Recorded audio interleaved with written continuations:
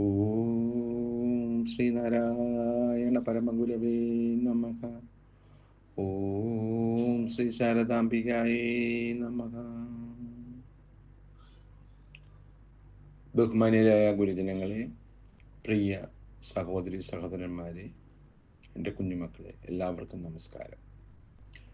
ചതയം മുതൽ ചതയം വരെ എന്ന നമ്മുടെ ഈ തീർത്ഥയാത്രയിൽ ഇന്ന് നാം പരവൂർ കേശവനാശനെ കുറിച്ചാണ് വിശകലനം ചെയ്യുന്നത്. ശ്രീനാരായണ ഗുരുദേവന്റെ ആചാര പരിഷ്കരണ സംരംഭത്തിൽ വലം കൈയായി നിന്ന് പ്രവർത്തിച്ച ഉത്തമ ഗൃഹസ്ഥ ശിഷ്യനായിരുന്നു പരവൂർ കേശവനാശാൻ. അനാചാര ധ്വംസനത്തിനും ആചാര പരിഷ്കരണത്തിനും ദേശസഭകൾ സ്ഥാപിക്കണമെന്നുള്ള ഗുരുദേവന്റെ നിർദ്ദേശമനുസരിച്ച് കേരളത്തിലുടനീളം ദേശസഭകൾ ഉയർന്നു വന്നു. അവയിൽ സർവപ്രധാനമായിരുന്നു പരവൂർ ഈഴവ സമാജം. പ്രസ്തുത സമാജത്തിന്റെ ആഭിമുഖ്യത്തിലാണ് കേശവനാശാൻ സമുദായ സേവന പ്രവർത്തനങ്ങൾക്ക് വീര്യം പകർന്നത്. ഗുരുദേവന്റെ അനുഗ്രഹാശിസുകളോടെ 1904 കൊല്ലം പരവൂരിൽ ആശാൻ പ്രാരംഭം കുറിച്ച ആചാര പരിഷ്കരണ പ്രവർത്തനങ്ങളുടെ അലമാലകളാണ് കേരളത്തിൽ അവർണ സമുദായങ്ങളുടെ നവോത്ഥാനത്തിന് സഹായമായത്.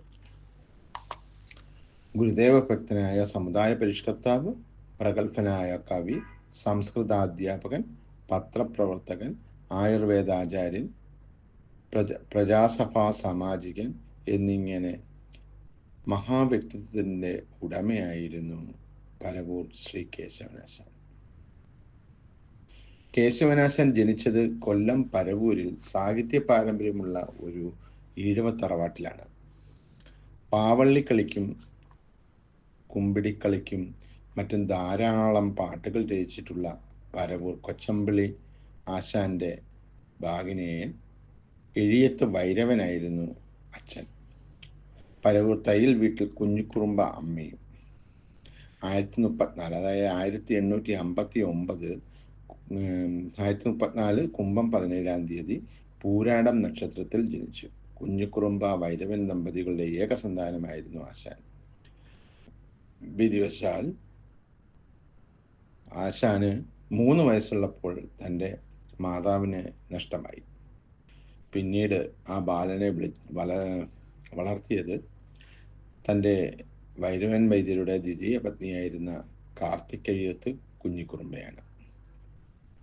അച്ഛൻ സ്വന്തം പ്രയത്നം കൊണ്ട് ധാരാളം സമ്പാദിച്ചിരുന്നതിനാൽ ജീവിത ക്ലേശം എന്തെന്നറിയാതെയാണ് ആ ബാലൻ വളർന്നത്. 5-ാം വയസ്സിൽ തന്നെ അച്ഛൻ ആശാനെ എഴുത്തിനിരുത്തി. പ്രാഥമിക പാഠങ്ങളും ചികിത്സാശാസ്ത്രങ്ങളും അഭ്യസിപ്പിച്ചത് പിതാവ് തന്നെയാണ്. പിന്നീട് പിതൃനിയോഗത്താൽ കേശവൻ പരവൂർ ഇടത്തറയിഴത്ത് ഗോവിന്ദനാശാന്റെ ശിഷ്യത്വം സ്വീകരിച്ചു. സംസ്കൃത ഭാഷാ പഠനത്തിൽ വ്യാപൃതനായി. ഗുരുദേവ ഭക്തനായ സമുദായ പരിഷ്കർത്താവ് എന്ന നിലയിലാണ് കേശവനാശാൻ സമാദരണീയനായി തീർന്നത്. തൻ്റെ സമുദായത്തിന്റെ ആവശ്യകതകൾ പരിഗണിക്കണമെന്ന തീവ്രമായ അഭിലാഷമാണ് ആശാനെ ഒരു പത്രപ്രവർത്തകനാക്കി മാറ്റിയത്.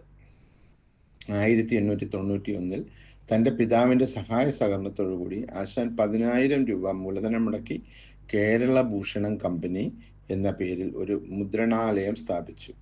പരവൂർ മുനിസിപ്പൽ മാർക്കറ്റിൽ നിന്ന് ഏകദേശം 1/2 കിലോമീറ്റർ പടിഞ്ഞാറ് റോഡരികിലുള്ള പരവൂർ പുത്തൻവീട്ടിലാണ് അച്ചുകൂട സ്ഥാപിച്ചത്. അവിടെ നിന്ന് 1892 മുതൽ ആശാന്റെ പത്രാധിപത്യത്തിൽ സുജനാനന്ദിനി എന്ന പേരിൽ ഒരു വൃത്താന്ത പത്രം പ്രസിദ്ധീകരിച്ചു തുടങ്ങി. പത്രം തുടങ്ങാനുണ്ടായ കാരണം എന്താണെന്ന് മഹാകവി ഉള്ളൂർ പരമേശ്വരർ രേഖപ്പെടുത്തിയിരിക്കുന്നത് ഇപ്രകാരമാണ്: ഈഴവർക്ക് അക്കാലത്ത് രാഷ്ട്രീയമായും വിദ്യാസംബന്ധമായും പല അവശതകളുണ്ടായിരുന്നു. ആ അവശതകൾക്ക് പരിഹാരം നേടുവാൻ അവരുടെ വകയായ ഒരു പത്രം ഉണ്ടായിരിക്കുന്നത് നല്ലതാണെന്ന് തോന്നി. ഇത് ഉള്ളൂർ കേരള സാഹിത്യ ചരിത്രത്തിലെ പറഞ്ഞിരിക്കുന്നതാണ്. സ്വസമുദായത്തിന്റെ നായക പ്രമുഖനായി ഉയർന്നു കഴിഞ്ഞ കേശവനാശാൻ ഈഴവ സമുദായത്തിൽ നിലനിന്നിരുന്ന അനാചാരങ്ങൾ ഉന്മൂലനം ചെയ്യുവാൻ വേണ്ടി നടത്തിയ പരിശ്രമം അത്യന്തം ശ്ലാഘനീയമാണ്. 1904 ആശാൻ മുൻകൈയെടുത്ത് പരവൂരിൽ വിളിച്ചുകൂട്ടിയ മഹായോഗം ചരിത്രപ്രസിദ്ധമാണ്. ഒരു പ്രഗത്ഭനായ സംസ്കൃത അധ്യാപകൻ എന്ന നിലയിലും ആശാൻ സർവാദരണീയനായിരുന്നു. അദ്ദേഹത്തിൻ്റെ അധ്യാപന പാഠത്തെക്കുറിച്ച് ആർ നാരായണപ്പണിക്കർ രേഖപ്പെടുത്തിയിട്ടുണ്ട്. കേട്ട് ഒരു സംസ്കൃതാധ്യാപകനായിരുന്ന പരവൂർ കേശവനാശാൻ സംസ്കൃതം, വൈദ്യം, ജ്യോത്സ്യം ഇവ പഠിക്കുന്നതിന് അക്കാലത്ത് പലരും അദ്ദേഹത്തിന് ശിഷ്യന്മാരായി പരവൂരിൽ ചെന്ന് താമസിച്ചു. ആശാന്റെ ശിഷ്യഗണങ്ങളിൽ ഏറ്റവും പ്രസിദ്ധൻ മഹാകവി KC കേശവപിള്ളയാണ്. തൻ്റെ ഉപപത്രത്തിൽ യുവകവികളെ പ്രോത്സാഹിപ്പിക്കുവാനും ആശാൻ സ്ഥലം കണ്ടെത്തിയിരുന്നു. 1067 ആരംഭിച്ച പത്രം ഇടയ്ക്ക് അല്പകാലം നിന്നുപോയെങ്കിലും 1078 ആശാൻ പത്രം പുനരുദ്ധരിച്ച് 1082 വരെ നിർവിഘ്നം നടത്തുകയുണ്ടായി. സുജനാനന്ദിയുടെ നാശം ആശാന്റെ ജീവിതത്തിലെ അശനിപാതമായിരുന്നു. 1080 ഹരിപ്പാട്ട് സ്കൂളിലെ സ്കൂൾ പ്രവേശനത്തെ ചൊല്ലിയുണ്ടായ നായരീഴവ വഴക്ക് തിരുവിതാംകൂറിലാകെ പടർന്നു പിടിച്ചു. അതിൻ്റെ പ്രത്യാഘാതങ്ങൾ പരവൂരിനെയും പിടിച്ചു കുലക്കി. ഒരു കാളരാത്രിയിൽ ജാതിക്കുശമ്പന്മാർ ആശാന്റെ കേരളഭൂഷണം പ്രസ് അഗ്നിക്കിരയാക്കി.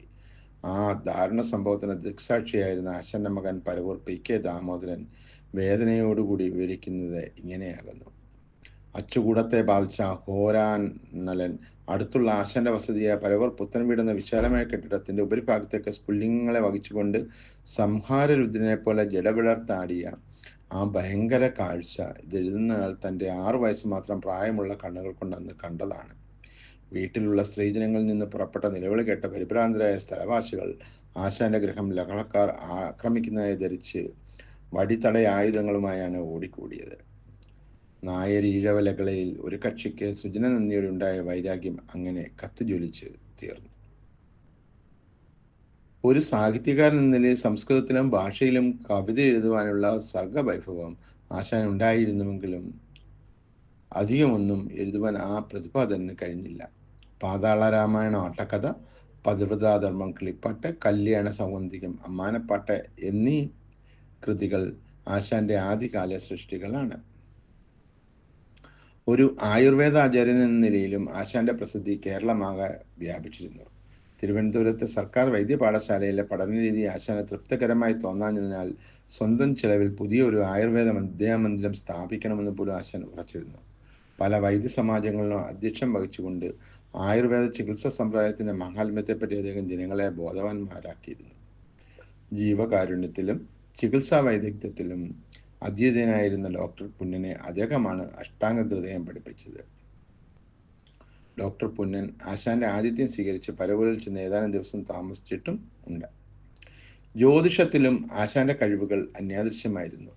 ഒരു നല്ല പ്രാശ്നികൻ എന്ന ആശാൻ പരക്കെ അറിയപ്പെട്ടിരുന്നു. അതുപോലെ തന്നെ ശ്രീമൂലം പ്രജാസഭാ സാമാജികൻ എന്ന ബഹുമതിക്കും ആശാൻ അർഹനായിരുന്നു. ആയുർവേദത്തിന്റെ അഭിവൃദ്ധിക്കും സമുദായോന്നമനത്തിനും വേണ്ടി ആശാൻ പ്രജാസഭയിൽ ചെയ്ത പ്രസംഗങ്ങൾ പലതും ഫലവത്തായിരുന്നുവെന്നും ആശാൻ തൻ്റെ ജീവിതകാലം അധികവും ചെലവഴിച്ചിരുന്നത് തനിക്ക് പൈതൃകമായി ലഭിച്ചിരുന്ന പരവൂർ പുത്തൻ വീട്ടിലാണ്. എന്നാൽ 1911 അദ്ദേഹം കരിമ്പാലൂരിലേക്ക് താമസം മാറ്റി. പരവൂരിൽ നിന്ന് ഏകദേശം 8 കിലോമീറ്റർ കിഴക്കുള്ള ഒരു ഗ്രാമപ്രദേശമാണ് ഈ കരിമ്പാലൂർ. അവിടെ വിശാലമായ പറമ്പിൽ ആശ്രമസദൃശ്യമായ ഒരു ചെറിയ വീട്ടിൽ താമസിച്ചുകൊണ്ടാണ് ആശാൻ തൻ്റെ സംസ്കൃത പാഠശാല നടത്തിയിരുന്നത്. പരവൂർ കേശവനാശാൻ 1917 ജനുവരി 10 ഇഹലോകവാസം വെടിയുകയും ചെയ്തു. ജീവിത സായാഹ്നത്തിൽ സന്യാസാശ്രമം സ്വീകരിച്ചുകൊണ്ട് ആലുവ അദ്വൈതാശ്രമത്തിലോ ശിവഗിരിയിലോ പോയി താമസിക്കണമെന്നായിരുന്നു ആശാന്റെ ആഗ്രഹം. അതിനുവേണ്ടി ഗുരുദേവനെ തൻ്റെ വീട്ടിൽ ക്ഷണിച്ചു വരുത്തി ചില ആലോചനകൾ നടത്തിയിരുന്നതായും പറയപ്പെടുന്നുണ്ട്. ഇത്രയും പറഞ്ഞുകൊണ്ട് ഞാൻ ഇന്നത്തെ എൻ്റെ വാക്കുകൾ ഉപസംസ്കരിക്കുന്നു. എല്ലാവർക്കും നന്ദി, നമസ്കാരം.